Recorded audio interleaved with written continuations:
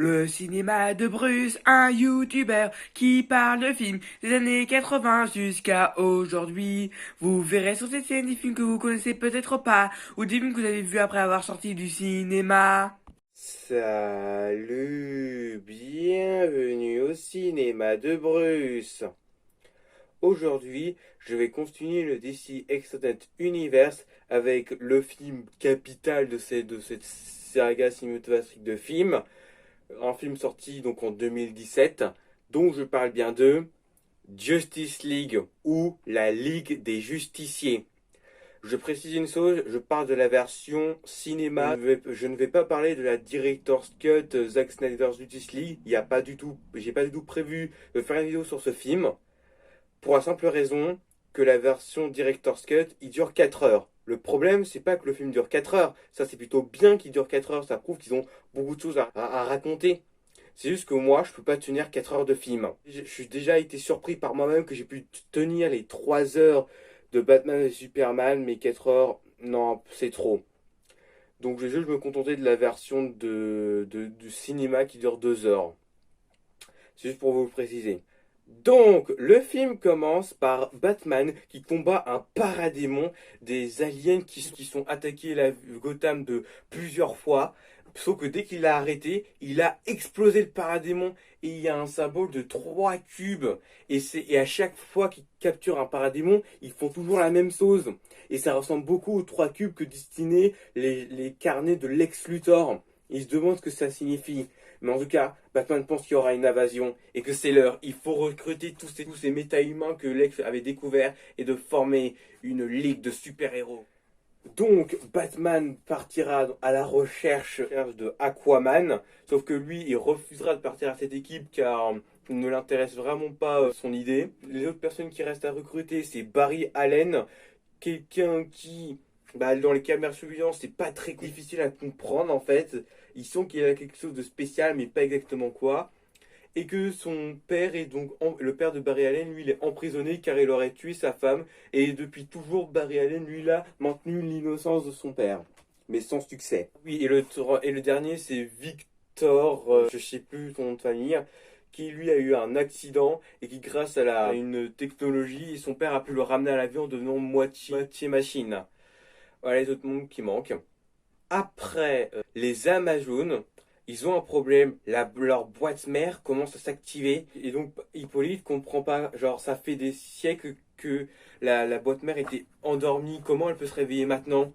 Et puis après, c'est là que débarque l'antagoniste du film, Steppenwolf, qui lui, tous ses paradémons, réussit à récupérer la boîte mère et à battre les Amazones. Ensuite, les Amazones vont essayer d'envoyer un signal de flèche de feu. Sauf que ça a été plus réutilisé depuis des siècles. Les humains risquent de ne pas comprendre ce que ça signifie. Les humains, oui, mais Diana, elle comprendra. Donc ils envoient cette flèche. Diana donc verra dans les infos justement la flèche. Et donc elle partira voir Bruce Wayne pour lui prévenir. Après, on passe à Victor qui est donc devenu... donc son nom de super-héros c'est Cyborg. Et il reste dans la maison à broyer du noir. Et aussi, son père lui dit que non, il peut aussi sortir, vivre sa vie, et qu'il n'est pas enfermé.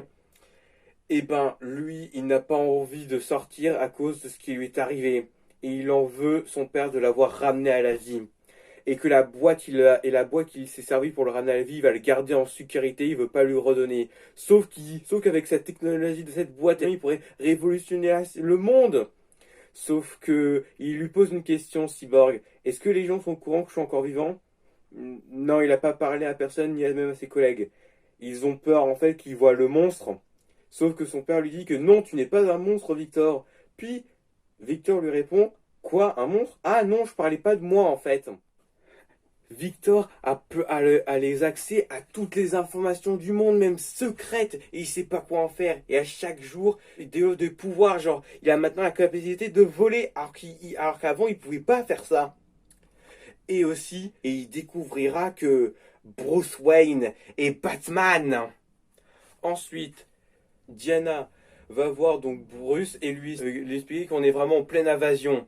et que cette menace c'est Steppenwolf. Il y a des siècles de cela, Steppenwolf voulait envahir la Terre, il voulait servir des boîtes mères pour régner sur cette planète. Mais grâce aux humains, aux Amazones, aux Atlantes, et aussi avec l'aide des dieux et même de d'autres créatures venant d'autres planètes, principalement les Grim Lanterns, ils ont pu réussir à repousser Steppenwolf et le forcer à battre à retraite. Sauf que les boîtes mères sont restées sur Terre, et comme ils étaient trop dangereux de les laisser ensemble, on les a séparés. Les Amazones gardaient la boîte mère, les Atlantes aussi l'ont amené dans des endroits bien précis, gardés, qui pouvaient rester pendant jusqu'à la fin des temps. Mais pour les humains, c'était un peu compliqué. Donc eux, les humains, ils ont décidé de l'enterrer, la boîte mère. Sauf que plus tard, elle fut retrouvée, mais on ne sait pas ce qu'elle est devenue. Il faut qu'ils ont besoin de toute l'aide possible s'ils veulent arrêter cette invasion alien. Donc, Bruce Wayne, lui, s'occupe de recruter Barry Allen, et Wonder Woman, elle s'occupe de recruter Victor. Et justement, en parlant de Cyborg, il espionnait Bruce et Wonder Woman. Après, Barry Allen, lui, il retourne chez lui, sauf que là, c'est là que Bruce Wayne est là, et Bruce Wayne lui dit, voilà, qu'il est Bruce Wayne, sauf que ça lui explique pas comment un inconnu peut rentrer dans sa chambre sur son invitation. Puis après, Bruce Wayne lui donne une photo qui est en rapport avec la caméra de surveillance qu'il avait vue, et lui demande, tu peux m'expliquer cette photo? Puis Barry Allen dit, ça me ressemble, il me ressemble comme deux gouttes d'eau ce juive, mais malheureusement, ce n'est pas moi. Puis il analyse sa tenue de super-héros et il dit que, comme excuse, Barry Allen, que c'est juste une tenue pour le ski. Sauf que sa tenue, c'est fait d'un matériau dont on se sert pour l'atmosphère, pour l'espace. C'est du ski très avancé. Puis après, Bruce Wayne lui envoie un batarang. Barry Allen l'esquive, puis le rattrape. Et Bruce Wayne comprend ce que c'est exactement son pouvoir. Il est super rapide. Puis après, Barry Allen regarde le boomerang de Bruce Wayne et il comprend qu'il est Batman. Et que si Bruce Wayne est là, c'est parce qu'ils veulent le recruter dans une ligue de super-héros. Et après, Barry Allen accepte. Voilà, comme ça. C'était plus facile que Bruce Wayne l'aurait imaginé. Donc après, Bruce Wayne amène Barry Allen dans sa Batcave.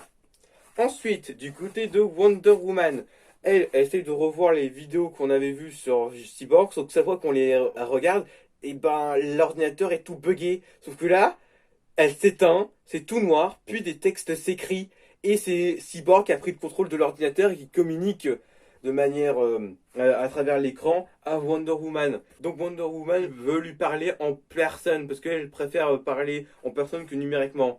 Et Cyborg lui dit, comment je peux vous faire confiance? Et que si elle avait l'intention de le tuer, je pense que ça aurait été déjà fait. Donc après, il lui donne un point de rendez-vous. Donc Diana, il va, et donc il croise Cyborg, et qui lui dit qu'il a un don particulier et qu'il pourrait aider les gens. Sauf que lui, il voit pas du tout ses pouvoirs comme un don, mais plutôt comme une malédiction.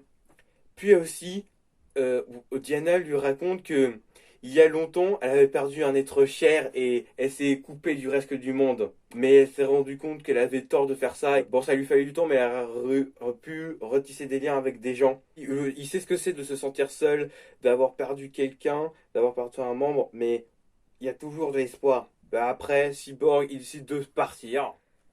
Donc, ensuite, les paradémons sont de retour à Gotham et kidnappent le père de Cyborg et 8 autres personnes. Ensuite, Jim Gordon et donc Jim Gordon et la police, eux, ont reçu donc des témoignages sur la disparition des 8 personnes, qui serait une sorte de chauve-souris. Jim Gordon se demande pourquoi Batman ferait un truc pareil, donc il va déclencher le Bat-Signal pour qu'ils viennent. Batman va voir Jim Gordon accompagné de Wonder Woman et de Flash. Et Jim Gordon lui est surpris que maintenant il sort plus tout seul et qu'il s'est trouvé d'autres super-héros avec lui. Donc il leur raconte tout ce qui s'est passé, que des mystérieuses créatures, des sortes de mouches, auraient kidnappé 8 personnes. Et après, Cyborg intervient et qui dit que non, ces 9 personnes, ils ont aussi kidnappé son père. Et donc ils sont à la recherche de la chaîne de la boîte mère. Il leur donne aussi les plans de tous les endroits où les personnes disparues, sauf qu'ils ne voient pas un lien. Et après, Cyborg, avec son pouvoir informatique, il a réussi à localiser où il se trouvait les paradémons. dans le port de Gotham, là où il y a les tuyaux où est contenue l'eau potable. Après, du côté de Aquaman, et ben à Atland, ça a été attaqué aussi par Steppenwolf et les paradémons. Ils ont pu récupérer la boîte mère. Il n'en manque plus que celle de la Terre. Donc après, Mera, je crois que c'est ça son nom, Mera, lui demande donc à Aquaman de pourchasser Steppenwolf, sauf que lui, il n'a pas envie. Et il lui raconte que sa mère, elle, ne l'a pas abandonné, hein. Elle a dû faire ça juste pour lui sauver la vie, et qu'elle n'imagine pas maintenant à quel point ça doit être douloureux pour elle.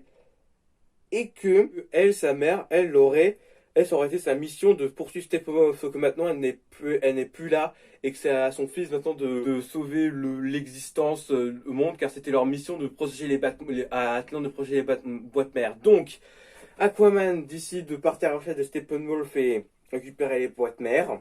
Ensuite, du côté de la Ligue des Justiciers, donc ils vont au port. Donc Steppenwolf, lui, il demande à une personne de leur révéler qu'est-ce qu'il sait sur où se trouve la boîte mère, sauf que cette personne, il leur dit tout le temps, s'il vous plaît, j'ai une famille. Mais pourquoi tout le monde me dit ça? Puis dès qu'il interroge le père de Cyborg, il lui demande où se trouve la boîte mère et après le père de Cyborg lui dit, je préfère plutôt crever que vous dire à moins d'informations. Steppenwolf, il est content de ne pas interroger un pleurnichard, mais il va quand même le tuer. Puis Cyborg intervient pour sauver son père. Et il comprend juste en le regardant que la boîte mère lui a redonné la vie. Ensuite, la Justice League débarque et combat les paradémons. Flash, lui, a sauvé tous les civils qui étaient kidnappés. Et ensuite, Batman, Wonder Woman combat les paradémons et Steppenwolf et Cyborg aussi.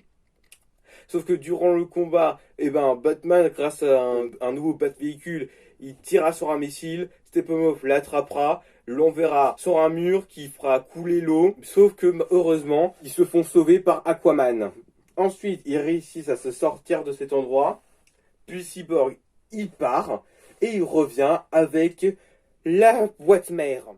Ensuite, toute la Justice League retourne à la Batcave.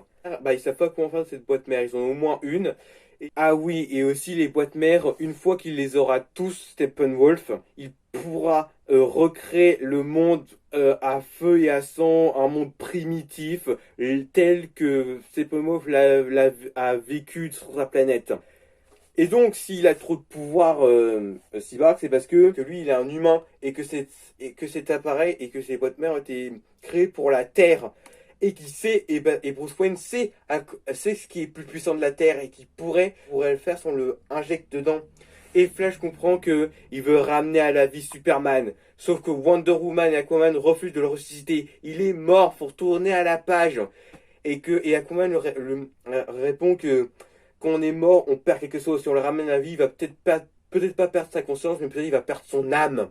Flash, lui, il sait pas trop. Et Cyborg, lui, il est pas très fan de l'idée, mais il voit où il va en venir et il est d'accord pour ressusciter Superman. Sauf que Wonder Woman, lui, refuse toujours. Mais Bruce Wayne, lui, continue à insister, il faut qu'on ressuscite Superman.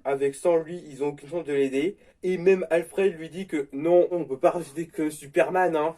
Mais lui, il veut quand même ressusciter Superman, Batman, car il est plus humain que lui-même. Voilà, il lui a redonné la foi et sans lui, il sait plus quoi faire. Donc finalement, ils finissent par accepter de le ressusciter. Donc, Barry et Cyborg, eux, ils dépouillent, ils creusent pour récupérer le corps. Ensuite, ils vont aller dans le vaisseau kryptonien. Et donc, ils essayent de déclencher la machine pour utiliser l'énergie de la boîte mère. Sauf qu'ils n'ont pas suffisamment d'énergie pour déclencher le pouvoir de la boîte mère. Sauf qu'ils ont de la chance, ils ont Flash. Et quand ils courent suffisamment vite, il peut lancer de l'éclair. Et il pourrait donner suffisamment d'énergie pour amener à ressusciter Superman. Donc ensuite, Barry, il court. Il utilise son éclair au même temps que la boîte mère est tombée. Et ensuite, leur plan a marché. Superman est ressuscité. Puis il se met à voler. Puis il va justement à la tour où il y avait une statue à son effigie. La Justice League vient le voir et il pense qu'il y a quelque chose d'étrange en Superman. Puis après, le système de défense de Cyborg se déclenche automatiquement. Il peut pas l'arrêter, Cyborg, et il se met à tirer sans le vouloir à Superman. Puis Superman les combat tous. Il ne sait plus du tout qui il est. ils les battent tous un par un. Puis après, Batman appelle Alfred, lui demande de passer au plan de secours si tout se passerait mal en ressuscitant Superman. Puis Alfred amène Lois Lane. Et Lois Lane réussit à calmer Clark. Et maintenant, il a le contrôle de ses esprits. Puis Lois demande à Clark de sortir de cet endroit. Puis ils s'envolent tous les deux et ils partent. Après, Steppenwolf a pu récupérer la troisième boîte mère. Parce que quand ils l'ont ressuscitée, elle a été égarée malheureusement. Et Steppenwolf a pu en profiter pour récupérer la troisième. Donc ils retournent tous à la Batcave et ils sont tous énervés car ils ont échoué. Puis après, ils essayent donc de localiser là où se trouve là où se trouve Steppenwolf. Il dit que comme son pouvoir est lié aux boîtes mères, il pourrait peut-être les localiser. Et il aime pas trop ça, mais vu que c'est le seul moyen, il va l'essayer. Puis il finit par détecter où se trouve Steppenwolf. Il se trouve dans une petite ville égarée où pas beaucoup de gens y vivent. Ça n'a pas été un grand succès, donc c'était l'endroit parfait pour placer les boîtes mères. Puis donc la Justice League y va pour me lancer un dernier assaut pour sauver la Terre. Et après, Lois et Clark, ils sont à la maison des Ken. Puis après, Martha est aussi venue. Ils sont tous contents de revoir Clark. Puis après, Lois demande à Clark de partir car elle doit sauver la planète de la menace qui est en cours. Et il lui interdit à Superman de mourir et elle veut une exclusivité sur ce qui va se passer. Et après, Clark dit oui, madame, puis prend son costume et il part. Ensuite, donc, il finit par rassembler les trois boîtes mères, Steppenwolf, pour ensuite transformer la planète en un monde primitif pour leur mère. Et la mère dont il parle Steppenwolf, c'est Darkseid, car il fait tout ça pour lui. Voilà, en fait, Steppenwolf, c'est en fait qu'un pion, il n'est rien qu'un serviteur de Darkseid, quelqu'un qui vit le chef de la planète Acopolis, qui lui veut régner sur l'univers. Et pour commencer, il demandait à Steppenwolf de transformer la Terre en un monde primitif. Il ne fait qu'obéir aux ordres de Darkseid, Steppenwolf. Ensuite, la Justice League retrouve là où se trouve Steppenwolf. Il finit par détruire leur bouclier. La Justice League combat tous les paradémons. Ensuite, il y a toujours des civils qui sont en train de partir, ceux qui sont beaucoup trop lents. Donc, il demande à Flash de tous les sauver. Après, Aquaman, Wonder Woman, Batman combat les paradémons et Steppenwolf, tandis que Cyborg lui essaye de séparer les trois Batmères.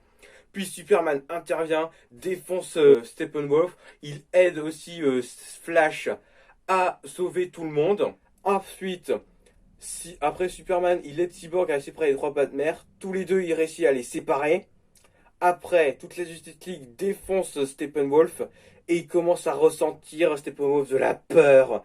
Et ça tombe bien car les paradémons, ce sont des êtres qui se nourrissent de la peur. Donc il s'en prend à Steppenwolf et ils obéissent plus du tout car maintenant ils ressentent de la peur. Puis un portail s'ouvre et absorbe les paradémons et Steppenwolf et il retourne à Apocalypse. Le monde est enfin sauvé et ce monde aura toujours des héros pour les sauver, le rappeler qu'il y aura toujours de l'espoir, le fait qu'il y aura toujours de la lumière en ce monde. Puis ils ont aussi trouvé un endroit parfait pour établir une base pour la Justice League et avec assez de place pour recruter d'autres membres.